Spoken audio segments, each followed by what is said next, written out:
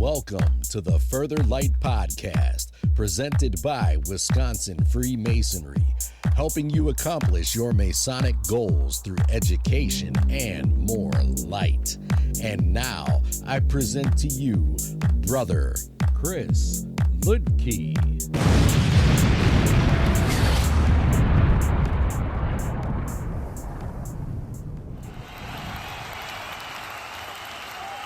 Listeners, scholars, brothers, this is Brother Chris Ludke, and today we're going to continue our summer short series, and we're looking at a piece that ran in the Masonic Journal. This is by Worshipful Brother Pat Cholka, and is called Ego in Freemasonry, A Journey of Self-Mastery. Now, if you remember, in Season 1, I believe, we had Kurt Capagna come in and talk about ego in a full-length episode. And this is another way of looking at it, and I really do appreciate it when we get multiple interpretations of the same idea, because it gives us different ways to think about things. There is no one right way here. It is often ours to develop, especially in something so personal as Freemasonry. So again, Ego in Freemasonry by Worshipful Brother Pat Cholka. Ego in Freemasonry is a tricky topic to write about. There is a fine line to walk between calling others egotistical and claiming that I myself am not. So let me start there. In no way is this article meant to do either. Controlling my ego is something that I struggle with. My understanding of this, or any topic related to Freemasonry, is just that, my understanding. Like every Freemason, I develop my understanding to aid me in applying the lessons reinforced in Freemasonry to my life so that I can continue to improve. Freemasonry, like any other philosophical system, struggles with the concept of ego. The principal tenets of Freemasonry, brotherly love, relief, and truth, emphasize self-improvement and moral development. They would often bring members into direct confrontation with their own self-importance. The term ego in this context refers to an individual's sense of self-esteem or self-importance. It can be seen as a potential obstacle to a Mason's personal growth, as it can lead to arrogance, resistance to learning, and a diminished capacity for brotherhood. The spiritual and philosophical journey that Freemasonry encourages requires a humbling of the self, leveling yourself with your brothers, so to speak. While not specifically mentioned in the ritual of the Grand Lodge of Wisconsin, the structure to subdue the ego is a recurring theme. In this article, I would like to explore some of those themes found in various places in the ritual. Perhaps no symbol better illustrates the theme of controlling our ego than the rough and perfect ashlar. The rough ashlar, a rude and imperfect stone taken from the quarry, represents the unrefined and imperfect nature of our character, full of the flaws and passions of the human condition, including an unchecked ego. The perfect ashlar, a smooth and squared stone, symbolizes the Mason who has, through the application of the tools of the craft, worked on himself to become a better, more complete person. The process of transformation is a direct allegory for the tempering of the ego. The Mason is taught to use the working tools of the craft, such as the gavel and chisel, to chip away at their own imperfections. This self-disciplined work, which is both physical and metaphorical act, requires honest self-reflection and willingness to identify and remove the rough edges of one's own character. The working tools of Freemasonry offer further guidance on managing the ego.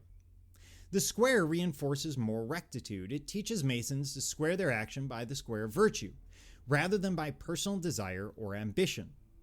It reminds us to align our conduct with the principles of integrity and justice. When keeping those principles in mind as we shape our ashlar, it is difficult to alter our ego, to allow our ego to get the better of us. The level in its lessons of equality, regardless of our status or accomplishment, either within Freemasonry or without, is perhaps the most obvious allusion to the tempering of our egos. Equality is fundamental to the concept of brotherhood and directly challenges any sense of superiority that an inflated ego might create. While the square provides a moral foundation, and the level establishes a common ground that governs our relationships, the compass helps us to establish the limits of our desire and passion, keeping them within due bounds. This is a clear lesson in self-control and the moderation of the ego's excesses. Freemasonry places a strong emphasis on humility, a virtue that is explicitly taught through its rituals and allegories. For example, candidates are symbolically stripped of their worldly possessions and status and are asked to approach the lodge in a humble state. This is done to emphasize to all Masons, regardless of their social standing, that they are equal within the lodge. By embracing humility, Masons are better equipped to learn from one another, to serve their communities without seeking recognition, and to work together for the greater good of the fraternity. This focus on humility directly counteracts the negative influence of an inflated ego. Freemasonry also emphasizes brotherhood, which requires Masons to put needs of the lodge and their fellow members before their own. This principle is a powerful check on the ego. The shared purpose of the fraternity requires a collaborative spirit and willingness to learn from and support others. An ego-driven individual may struggle to accept criticism, to share credit, or to see the value in others' opinions, all of which are essential to the harmonious functioning of a lodge. Therefore, the very structure and purpose of the organization are necessary to suppress and control the ego to the collective good of the brotherhood. While not specifically mentioned in the ritual, controlling one's own ego is certainly a central theme within the system of Freemasonry. Ultimately, a Masonic journey is one of self-mastery, not self-promotion. The lessons of Freemasonry all lead us to the same conclusion.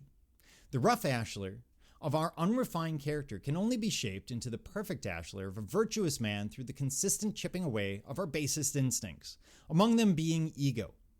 By fostering a spirit of brotherhood founded on humility and mutual respect, Freemasonry provides a unique and challenging path for men to transcend their own self-importance, reminding them that true light is found not in the pursuit of personal glory, but in service to others and quiet dedication to becoming a better man. And Pat has a really strong point here in terms of ego.